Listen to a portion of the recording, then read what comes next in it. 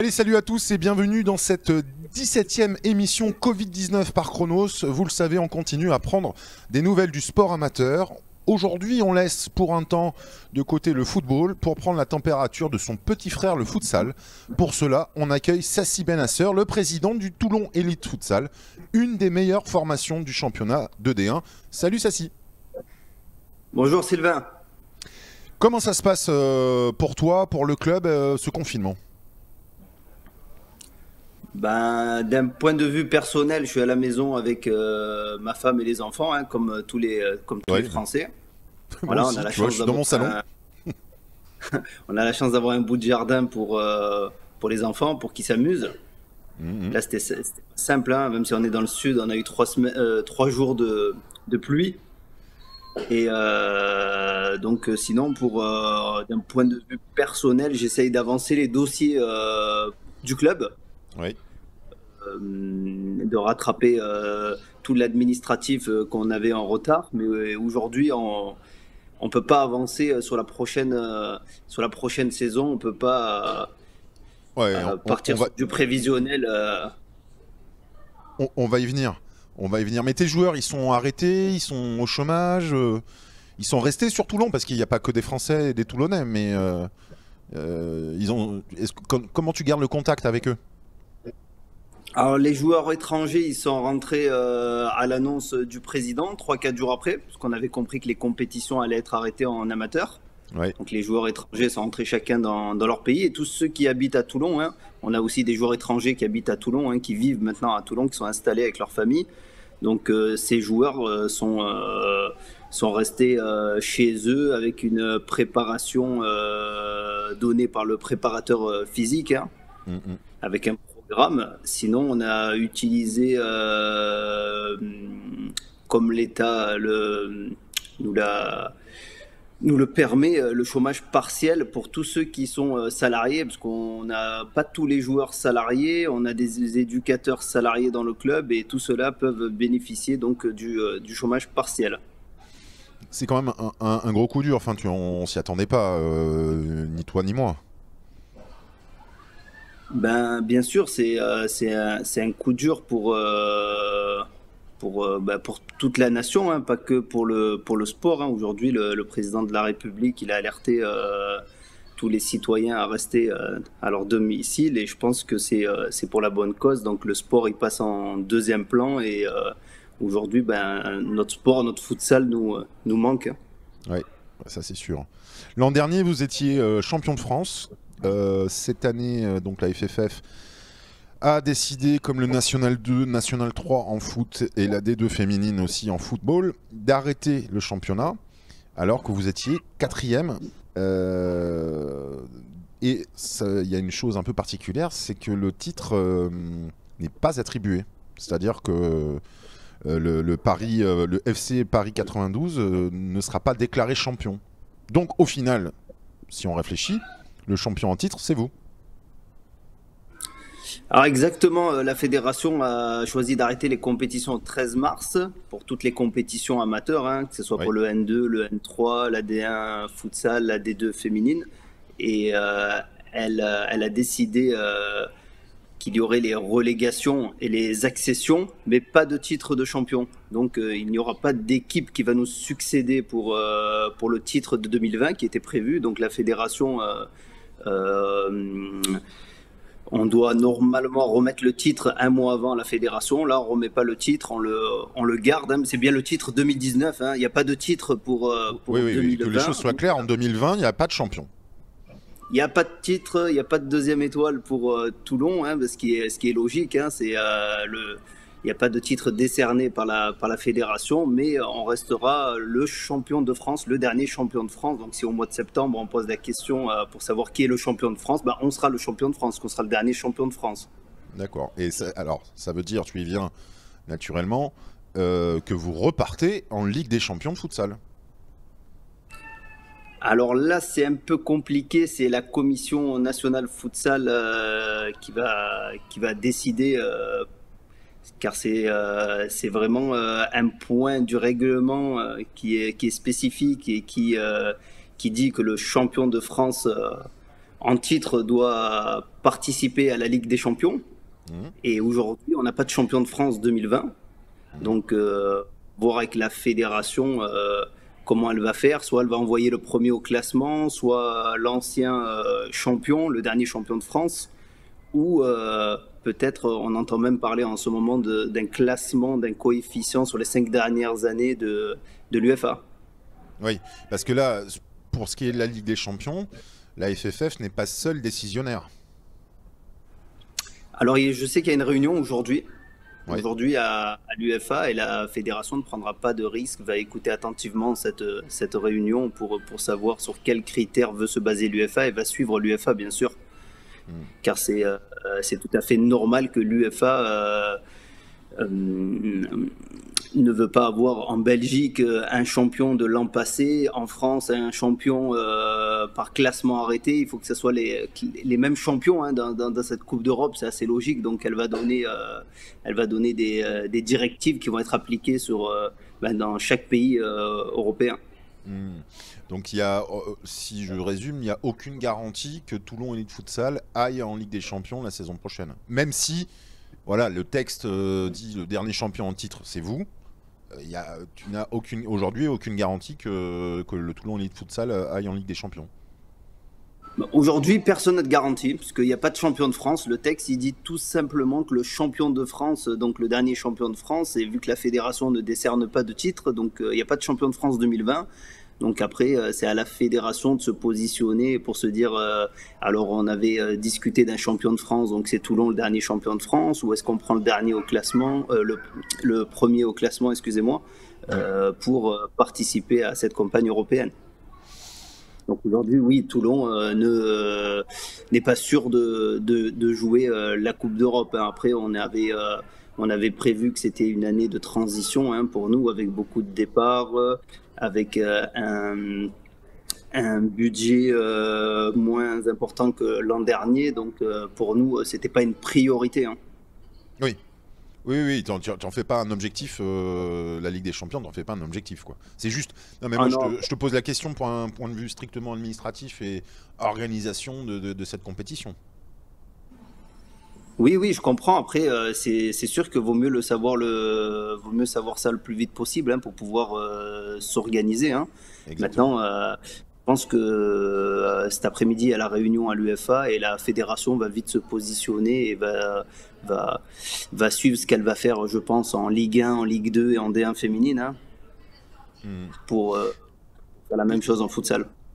Question un peu qui pique, mais est-ce que tu pourrais refuser d'aller en Ligue des Champions justement par souci financier, souci sportif? C'est-à-dire que j'ai bien compris que c'était une année de transition, donc tu as peut-être moins de moyens en termes joueurs. Est-ce que tu pourrais dire, pardon, mais je préférerais que ce soit le FC Paris 92, parce que déjà ils sont premiers, et peut-être qu'ils sont un peu plus armés que nous?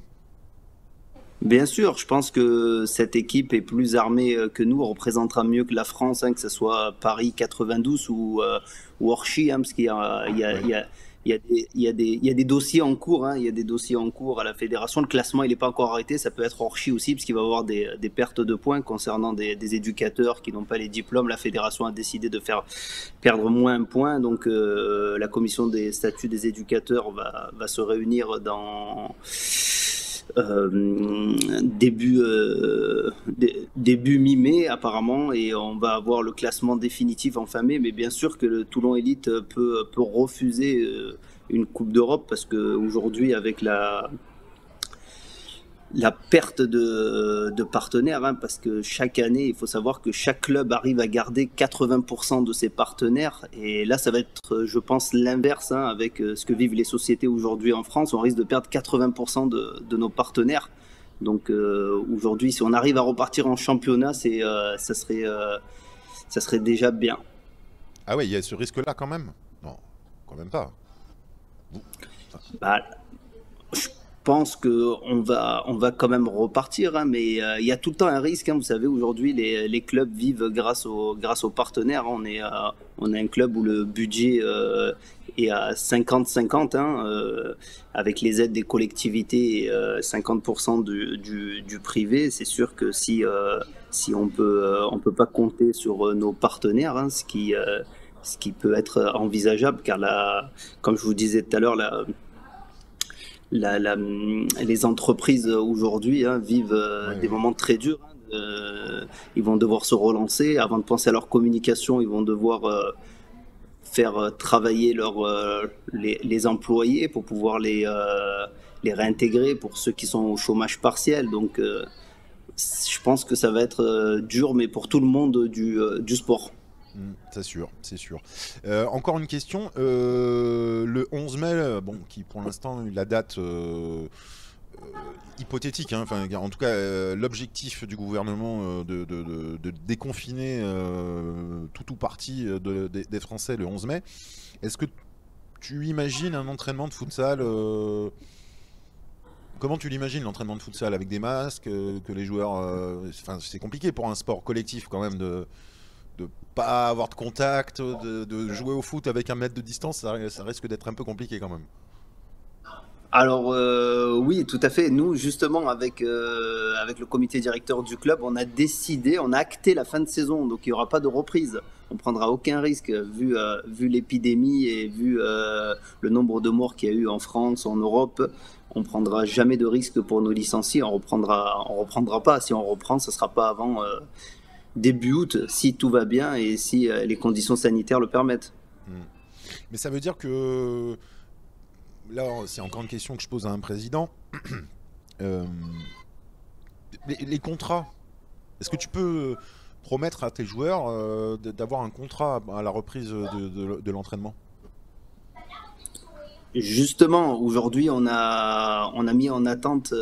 Avant, on pouvait avancer sur ces dossiers. Et aujourd'hui, on attend la fin du confinement pour rencontrer les partenaires et les collectivités pour pouvoir se projeter. Aujourd'hui, on ne veut pas se projeter, prendre de risques. Hein, ça serait prendre un énorme risque, hein, parce qu'on n'a jamais vécu une telle crise sanitaire, hein, qui a stoppé carrément toute la France, hein, que ce soit au niveau du travail, du sport, de l'école. Hein, il y a toute l'économie qui est arrêtée. Donc aujourd'hui, on ne peut pas se projeter. Ça serait un gros risque. C'est pas un peu angoissant? Oui, très angoissant. On peut tout perdre en fait. Hein. Exactement, on peut tout perdre. Mais aujourd'hui, la priorité, ça reste la santé. Je me dis que la priorité, c'est la santé.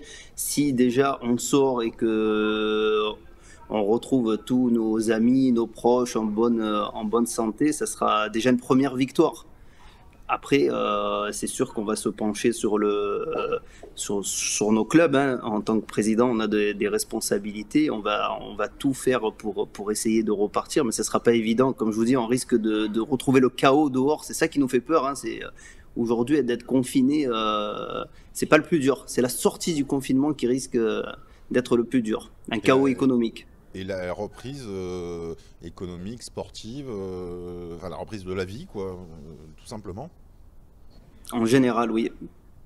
Qu'est-ce qu'il faut te souhaiter, Président, pour ce confinement? Essayer de trouver des sorties pour pouvoir avancer pour la prochaine saison, hein, parce qu'aujourd'hui, on essaye de bosser, mais tout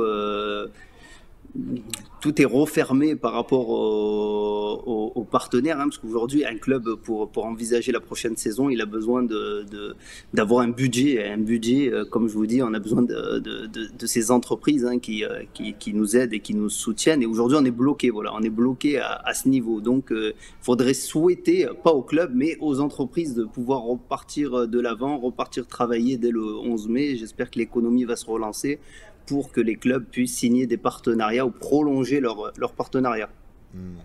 Et toute dernière question, est-ce que tu peux t'attendre ou est-ce que tu attends peut-être une aide financière de la part de la FFF? La Ligue du football amateur s'est prononcée lors de la dernière réunion, hein, ça a été validé par la FFF. Ils vont aider tous les clubs amateurs. Maintenant, Ça va dépendre, hein, si c'est un jeu de ballon et des chasubles, c'est sûr que ça va pas nous sauver. Maintenant, reste à savoir quelles sont ces aides, ces conditions et la somme que la Fédération française de football va débloquer, hein. Et on attend aussi des collectivités. On espère que les collectivités vont faire un effort pour relancer les associations et les clubs. Mm, mm. Bah, c'est tout ce qu'on souhaite à toi déjà, au club et au futsal aussi, parce que nous avons diffusé l'an dernier une rencontre entre le Toulon Elite Futsal et Saint-Henri en l'équivalent de la Coupe de France de futsal, la Coupe nationale, très exactement. Et ça avait, il y a un vrai public. Il y a un vrai public. Il y a un public passionné pour ce sport. Et ce serait quand même dommage que le futsal ne bénéficie pas lui aussi d'aide et de reprise, histoire de refaire marcher la machine. Donc c'est vraiment, on te le souhaite. Merci beaucoup en tout cas, et on espère aussi que la fédération et les collectivités et que les entreprises surtout puissent redémarrer de le 11 mai. À bientôt, président. Merci beaucoup Sylvain, et à une prochaine à Toulon, peut-être au Palais des Sports pour venir. Mais nous on est chaud, hein. Mon camarade Idriss Kasmi est très très chaud, moi aussi. Et s'il y a de l'internet, on vient. Et si évidemment, nous aussi, on peut avoir quelques partenaires. Une bonne connexion et c'est parti. Ouais, et quelques partenaires, parce que nous, si toi t'es pas bien, alors nous, je te raconte même pas comment on n'est pas bien. Bon, on va y croire, hein, on va y croire, oui. et on va travailler. On va tous se relancer. Le sport, il va repartir, hein. C'est sûr, c'est sûr. Bon, belle journée, à bientôt. Merci beaucoup Sylvain. À bientôt. Ciao.